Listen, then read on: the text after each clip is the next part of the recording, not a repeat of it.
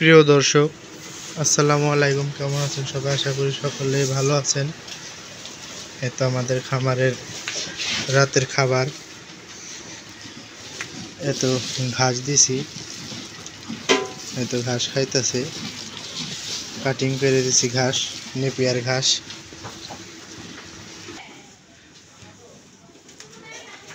এই দেখুন। আর কিভাবে আপনারা বুঝবেন বকন গরু কিভাবে বাচ্চা কনসেপ্ট করে? এই যে আমার একটা বকন, এই দুটা বাচ্চা কনসেপ্ট করছে। তার প্রথম লক্ষণ হলো বীজ দেওয়ার 1 মাস পর থেকে জ্বরে ওটা একটু ফোলা ফোলা থাকবে।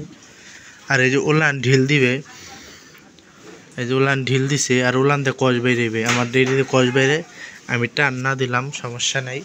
এইটারও এই দুটারই কষ বাইরে, আমি কোনো এখন টান দিয়ে কষ দেখাবো না, অন্য এক সময় দেখাবো।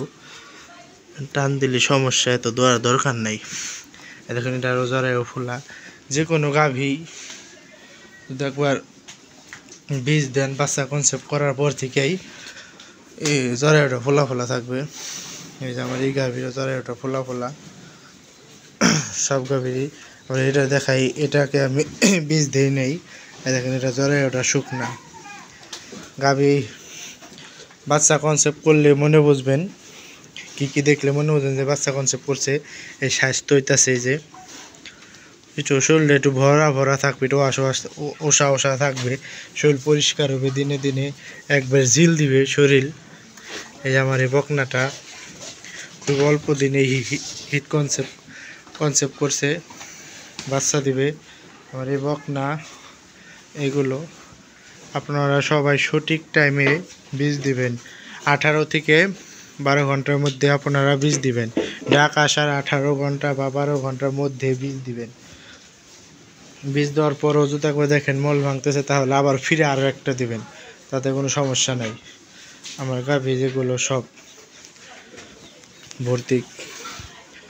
ওই তো স্বপ্নরাজ, এই দেখুন স্বপ্নরাজ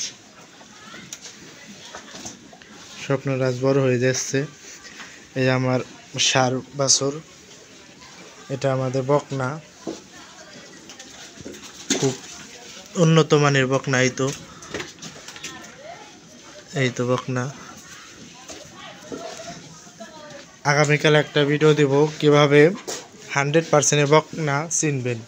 100% সিমেন্টের বকনা চিনার একটা আগামীকাল ভিডিও দেব।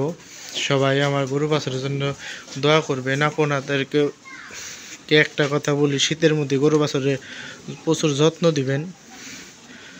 তো আমার খামার থেকে ভালো ভালো সিমেন্ট দিয়ে আমি গরু কালেক্ট করতেছি। আমি এত গরু কিনি না। আমি এই যে ক্যামেরায় 3টা দেখতেছেন, এই 3টা আমার কিনা। এই 3টাই থেকে আমার গাভী হইতেছে। আস্তে আস্তে আমার জাত উন্নয়ন হইতেছে। সবাই আপনারা গরুকে যত্ন দিবেন। এই তো আমার ষাঁড় গরু। সবাই ভালো থাকবেন, আমাদের চ্যানেলটা সাবস্ক্রাইব করবেন, শেয়ার করবেন। পাশে থাকার জন্য সকলকেই ধন্যবাদ।